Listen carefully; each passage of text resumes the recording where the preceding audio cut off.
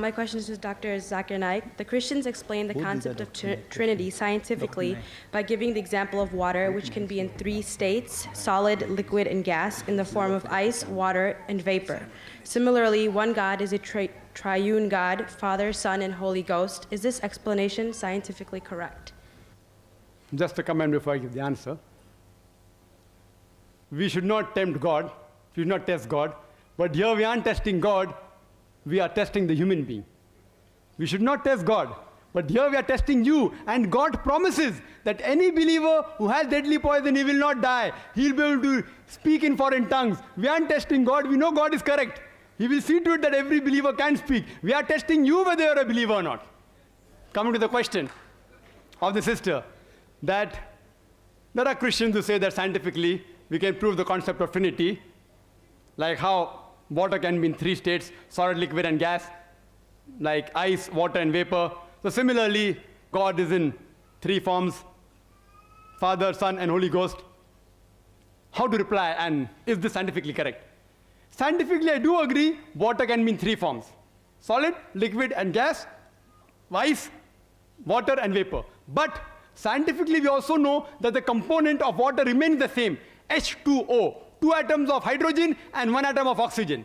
The components remain the same, the constituent remains the same, the forms keep on changing, there is no problem. Let's check with the concept of Trinity. Concept of Trinity, Father, Son, and Holy Ghost. Form, they say form changes. Okay, for sake of argument, we agree. Does the component change? God and Holy Ghost is made of spirit. Human beings are made of flesh and bones. They aren't the same. Human beings require to eat. God doesn't require to eat to survive. They aren't the same. And this is testified by Jesus Christ, peace be upon him, himself in the Gospel of Luke, chapter number 24, verse number 36 to 39. He says that, behold my hands and feet, handle me and see, for a spirit has no flesh and bones. He says, behold my hands and feet, handle me and see, for a spirit has no flesh and bone. And he gave his hand, and they saw, and they were overjoyed. And he said that, do you have any meat to eat? And they gave him broiled fish and a piece of honeycomb. And he ate to prove what? That he was God? To prove that he was not God.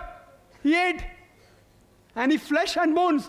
A spirit has got no flesh and bone. This proves that it is scientifically not possible that Father, Son, and Holy Ghost, Father, Jesus Christ, peace be upon Holy Ghost, is Almighty God. And the concept of Trinity, the word Trinity, doesn't exist anywhere in the Bible. The word Trinity is not there in the Bible, but it is there in the Quran. Quran says in Surah Nisa, chapter 4, verse 171, it says, وَلَا تَقُولُوا ثَلَاثَةً. Don't say Trinity. إِنْتَوْ خَيْرٌ لَكُمْ. This has stopped, it's better for you. Trinity is also there in Surah Ma'idah, chapter number 5, verse number 73, which says, لَقَدْ كَفْرَ الَّذِينَ قَالُوا إِنَّ اللَّهُ ثَالِثُ ثَلَاثَةٍ. They are doing kufr, they are blaspheming. Those who say that Allah is three in one, is a triune God. Jesus Christ, peace be upon him, never said he was God. The concept of Trinity doesn't exist in the Bible. The only verse which is closest to the concept of Trinity is the first epistle of John, chapter number 5, verse number 7, which says, for there are three that bear record in heaven, the Father, the Word, and the Holy Ghost, and these three are one. But if you read the Revised Standard Version, revised by Thaydu scholars, Christian scholars of the highest eminence, backed by 50 different corporate denominations, they say this verse of the Bible, first epistle of John, chapter 5, verse number 7, is an interpolation, is a concoction, is a fabrication. It was thrown out of the Bible.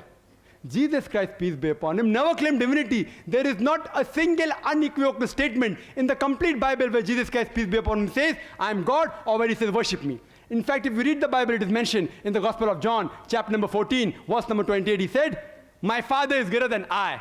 Gospel of John, chapter number 10, verse number 29, my Father is greater than all.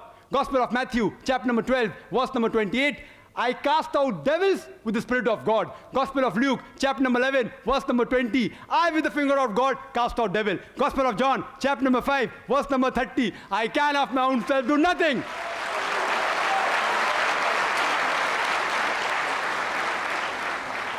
I can of my own self do nothing. As I hear, I judge. And my judgment is just. For I seek not my will, but the will of my Father. Anyone who says not my will, but God's will, he's a Muslim. Muslim means a person who submits his will to Almighty God. Jesus Christ, peace be upon him, said, not my will, but God's will. He was a Muslim, and he was, alhamdulillah, one of the mightiest messengers of God. We believe that he was born miraculously, without any male intervention. We believe he gave life to the dead with God's permission. We believe that he healed those born blind and lepers with God's permission. We respect Jesus Christ, peace be upon him, as one of the mightiest messengers of God, but he is not God, and he is not a part of the Trinity. Trinity doesn't exist. Quran says, Qul huwallahu ahad, say he is Allah one and only.